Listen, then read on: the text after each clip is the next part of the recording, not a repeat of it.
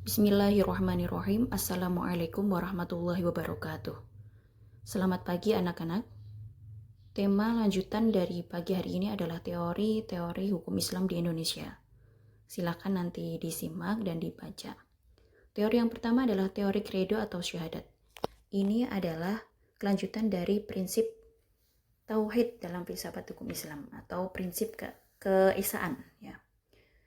Yakni dengan apa? Yaitu bersaksi.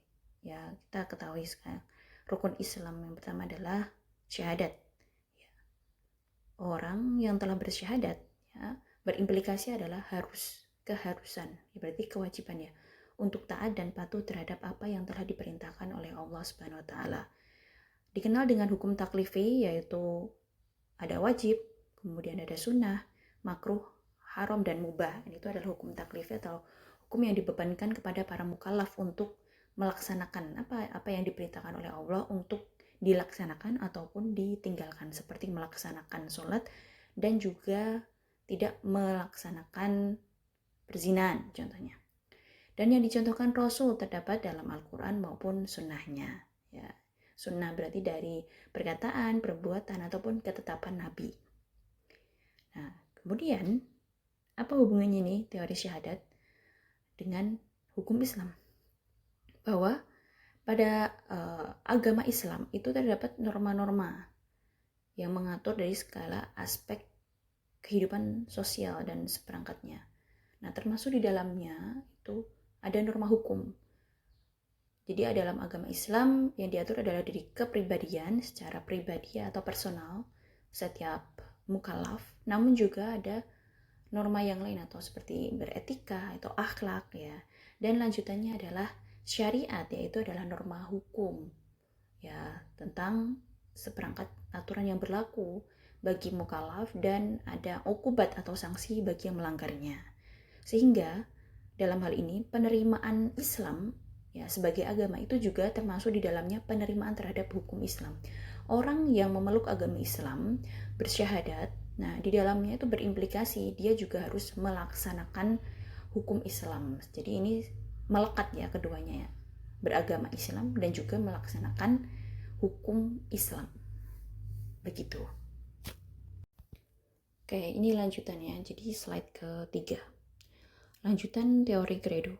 Ketika masyarakat Indonesia menyatakan masuk Islam, maka secara otomatis berarti mengakui otoritas hukum Islam atas dirinya, ya. Tadi yang saya sebutkan dalam slide kedua. Nah, kemudian teori kredo ini disebut oleh H.R. Gibb sebagai teori penerimaan otoritas hukum. Teori penerimaan otoritas hukum itu berarti mengharuskan pelaksanaan hukum Islam oleh mereka yang telah mengucapkan dua kalimat syahadat sebagai konsekuensi logis dari pernyataannya. Tidak sekadar melakukan pernyataan atau bersaksi, namun tidak melaksanakan apa yang melekat atas persaksian tersebut, yaitu apa? Melakukan segala yang diatur dalam hukum Islam. Itu. Nas Al-Quran dapat dijadikan pijakan berlakunya teori kredo ini seperti apa? Ayat yang menjelaskan bahwa orang Islam pada dasarnya diperintahkan untuk taat kepada Allah dan Rasulnya. Seperti apa? Ati'ullah wa ati'ur Rasul wa ulil amri minkum. Nah, itu. Dia juga ada di An-Nisa 49 dan juga An-Nur 51. Oke, kita lanjut pada teori yang kedua, yaitu teori resepsi in complexo. Pada pertemuan ketiga, ya, kita sudah mempelajari secara singkat teori resepsi in complexo ini. Teori yang ada pada masa penjajahan Belanda di Indonesia. Teori ini dipelopori oleh Profesor Mr. Lodewijk William Christian van den Berg. Ya. Nah, teori tersebut adalah sebagai teori yang disebut dalam periode penerimaan hukum Islam secara penuh. Hukum Islam diperlakukan sepenuhnya oleh orang-orang Islam sebagai pegangan hidup beragama. Bangsa Indonesia telah menerima sepenuhnya hukum Islam sebagai hukum yang mereka sadari. Bagi orang Islam berlaku penuh hukum Islam sebab mereka telah memeluk agama Islam walaupun dalam prakteknya terjadi penyimpangan-penyimpangan. Sehingga hukum yang berlaku bagi pribumi didasarkan pada agama yang dipeluknya. Teori resepsi in complexo ini hadir sebagai gelombang pertama pada masa awal penjajahan Belanda ke Indonesia. Sehingga maksud dari apa ya umat Islam orang-orang yang beragama Islam pada masa ini itu tetap dibebaskan untuk memeluk agama mereka dan juga praktik kegiatan keagamaan pun juga tetap diperbolehkan gitu. Selain agama Islam pun juga ya agama yang lain juga diperbolehkan untuk melakukan segala aktivitas peribadatan sesuai dengan agama yang dipeluknya. Diketahui bersama bahwa sebelum Belanda datang ke Indonesia itu sudah banyak sekali kerajaan-kerajaan yang berubah ya coraknya, yaitu dari Hindu, Buddha ke agama Islam, sehingga sultan ataupun raja itu juga telah memberikan wewenang bagi rakyatnya untuk melaksanakan aktivitasnya atau disesuaikan dengan corak agama Islam, sehingga mereka telah memiliki pedoman hidup Islam ini sebelum Belanda datang. Nah, dari itu Belanda berpikir bahwa dengan cara menarik simpati dari umat Islam tetap membebaskan orang-orang yang beragama Islam ini untuk tetap pada pedomannya gitu. Sehingga disebut di sini adalah periode ya penerimaan hukum Islam secara penuh, baik itu dari masalah seperti ibadah, kemudian muamalah, dan juga kekeluargaan seperti perkawinan dan juga kewarisan, kemudian penyelenggaraan peradilan agama dan sebagainya itu ya. Teori yang ketiga adalah teori resepsi. Ini disebut periode penerimaan hukum Islam oleh hukum adat. Dikemukakan oleh Profesor Christian Snoek-Hargroene. Nah, teori ini kemudian diteruskan oleh Van Vollenhoven dan Terhaar. Jadi, Profesor Christian Snoek-Hargroene ini adalah penasehat bagian agama oleh penjajah Belanda gitu, terhadap Indonesia gitu ya. Hukum yang berlaku bagi rakyat pribumi adalah hukum adat, karena hukum Islam baru berlaku jika norma Islam telah diterima oleh masyarakat menjadi aturan adat. Sehingga berlakunya hukum Islam harus diresepsi atau diterima terlebih dahulu oleh hukum adat gitu. Nah, contoh teori ini berlaku di Indonesia saat ini apa? Hukum Islam yang bersumber dari Al-Quran dan Hadis hanya sebagian kecil yang mampu dilaksanakan oleh orang Islam di Indonesia. Ya, betul lah, kita ketahui. Bahkan dalam bentuk hukum pidana pun belum ada itu pengesahan undang-undang tentang aturan hukum Islam. Hukum pidana Islam nih yang bersumber dari Al-Quran Hadis tidak mempunyai tempat eksekusi bila hukum yang dimaksud tidak diundangkan di Indonesia. Oleh karena itu, hukum pidana Islam belum pernah berlaku pada pemeluknya secara penuh ya dalam tataran hukum ketatanegaraan di Indonesia sejak merdeka sampai saat ini, karena tidak diundangkan ya, dan juga hanya berlaku di beberapa bagian daerah seperti di Aceh. Slide 6 di sini lanjutan dari teori resepsi. Teori resepsi bertentangan dengan teori reception in complexo. Jadi teori resepsi adalah gelombang kedua, yaitu disebut sebagai teori yang bertentangan dengan teori yang disebutkan sebelumnya tadi atau reception in complexo. Kenapa? Karena di sini tidak ada penerimaan hukum Islam secara penuh. Artinya hukum Islam baru bisa dilaksanakan apabila itu tidak bertentangan dengan hukum adat gitu. Nah, kemudian tadi pelopor utama dari teori resepsi atau Snoek-Hargroene itu memiliki nasihat Islam Polsai. Apa itu? Masalah yang menyangkut ibadah umat Islam harus diberikan kebebasan sepenuhnya. Dengan harapan dalam lapangan kemasyarakatan, pemerintah Hindia Belanda harus menghormati adanya adat istiadat dan kebiasaan rakyat yang berlaku, dengan cara menggalakkan agar mendekati pemerintah Hindia Belanda.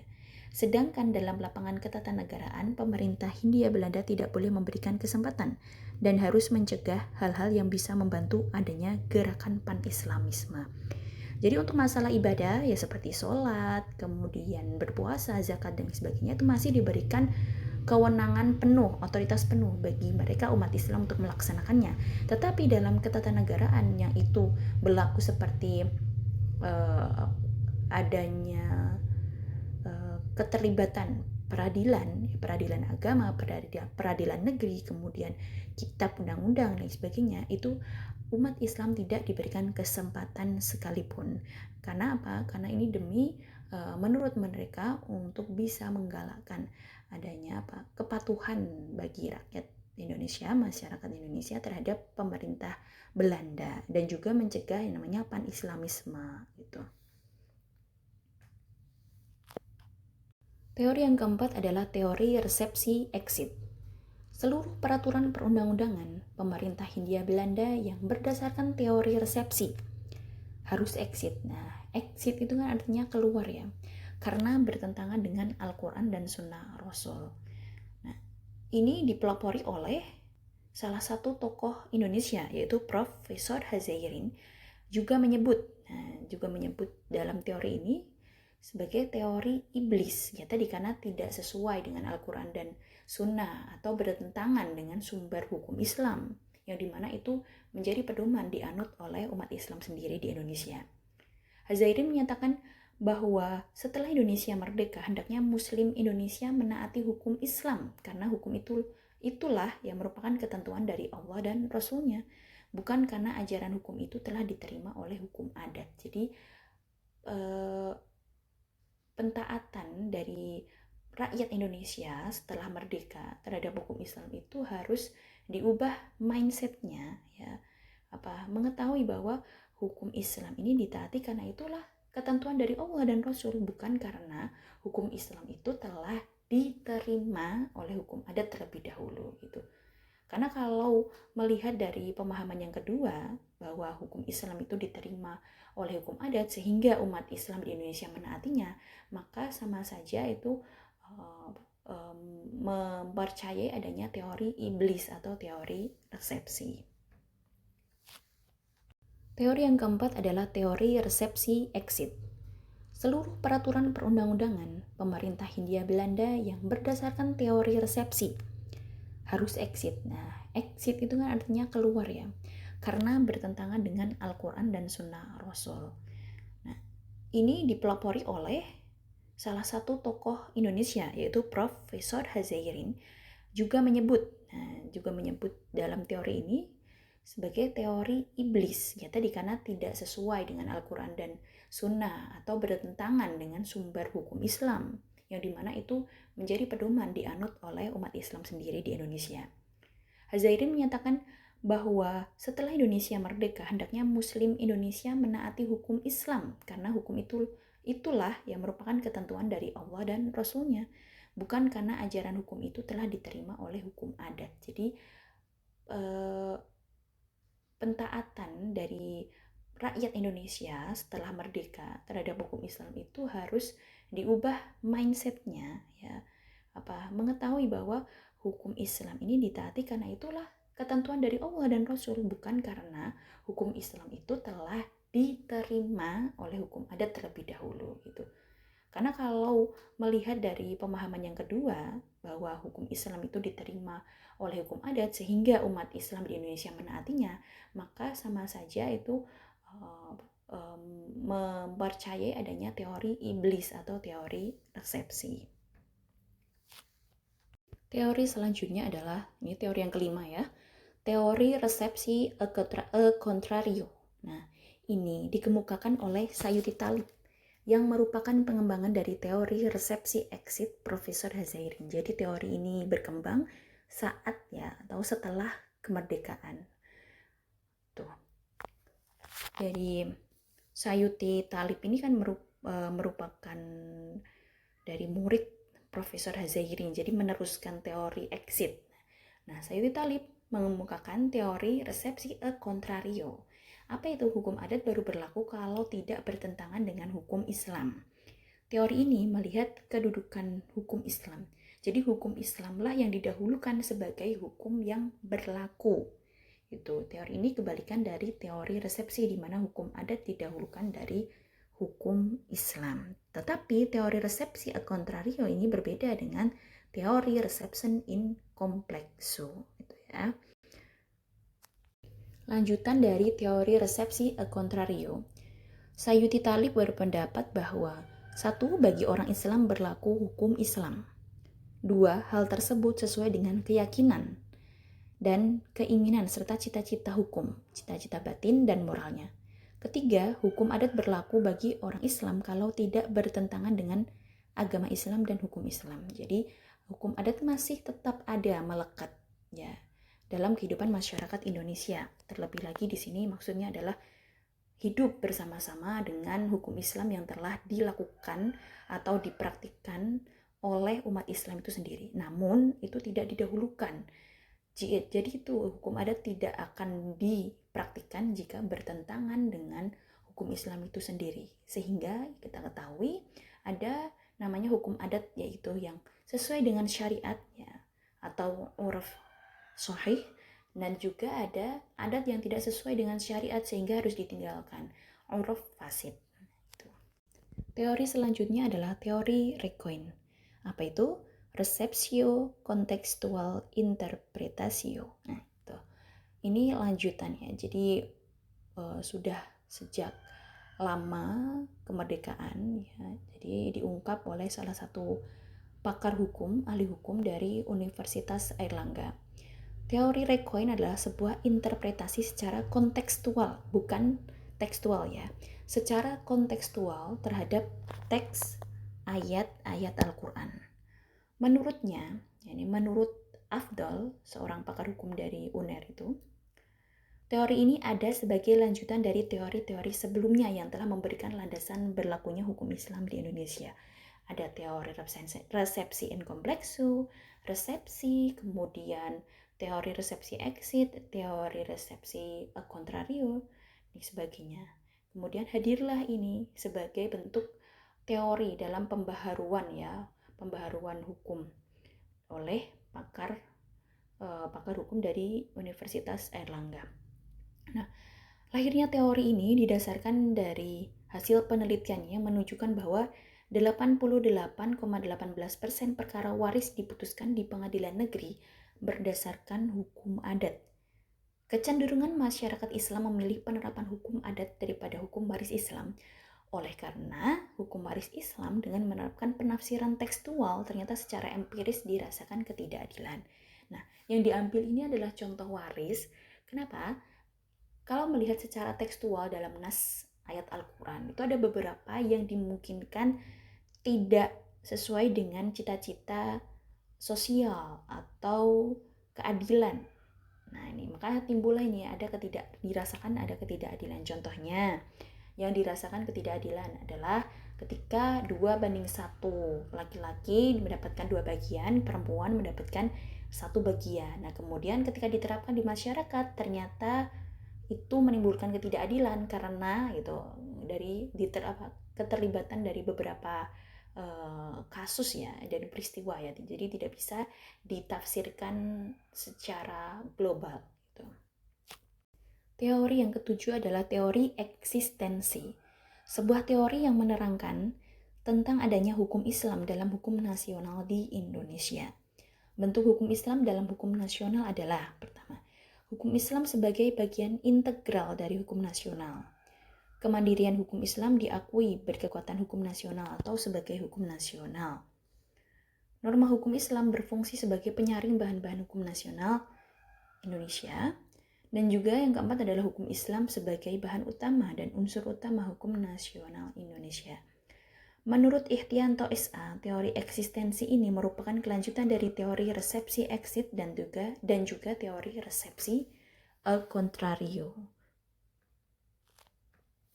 Lanjutan dari teori eksistensi, bukti adanya hukum Islam sebagai hukum nasional adalah dengan ditetapkannya beberapa undang-undang atau peraturan pemerintah yang tertulis maupun yang tidak tertulis, tetapi diterapkan di masyarakat, bahkan dipraktikkan dalam ketatanegaraan dan sosial keagamaan bangsa Indonesia. Seperti di sini tentang perkawinan ada Undang-Undang Nomor 1 Tahun 1974, di mana banyak poin-poin di dalamnya itu terkandung nilai-nilai hukum Islam. Kemudian yang kedua adalah Peraturan Pemerintah Nomor 9 Tahun 1975 tentang pelaksanaan Undang-Undang Nomor 1 Tahun 1974. Poin apa sih sebenarnya yang masuk dalam nilai-nilai hukum Islam pada undang-undang perkawinan. Contohnya adalah tentang tata urutan wali nikah, orang-orang yang haram dinikahi. Nah, kemudian yang ketiga, PP nomor 28 tahun 1977 tentang perwakafan. Yang keempat, Inpres. Jadi ini bentuknya bukan peraturan pemerintah, bukan undang-undang, tapi Instruksi Presiden nomor 1 tahun 1991 tentang kompilasi hukum Islam, yang di dalamnya ada aturan tentang perkawinan, kewarisan, dan juga perwakafan. Nah, kemudian yang kelima adalah Undang-Undang Nomor 23 Tahun 2011 tentang pengelolaan zakat dan lain sebagainya. Ini sebagai teori pamungkas setelah dari sekian banyak teori-teori yang saya sebutkan sebelumnya. Teori eksistensi. Dalam materi ini ada 7 teori, dari mulai teori tadi yang pertama reception in complexu, teori resepsi exit, teori resepsi a contrario, kemudian ada teori Recoin, dan juga ada teori eksistensi, di mana teori ini berlaku atau ada atau eksis itu sejak yang pertama tadi ada pada masa penjajahan Belanda, kemudian hingga masa kemerdekaan dan juga masa modern, atau mengalami modernisme dan juga bentuk pembaharuan hukum-hukum termasuk daripada hukum Islam. Jadi anak-anak silakan nanti ya dibaca lagi, kemudian sambil didengarkan dan juga disimak secara baik-baik. Nah, semoga pembelajaran pada tema hari ini tentang teori-teori hukum Islam di Indonesia bermanfaat bagi kita semua. Oke, sekian dari saya. Kita lanjutkan minggu depan. Sampai jumpa. Wassalamualaikum warahmatullahi wabarakatuh.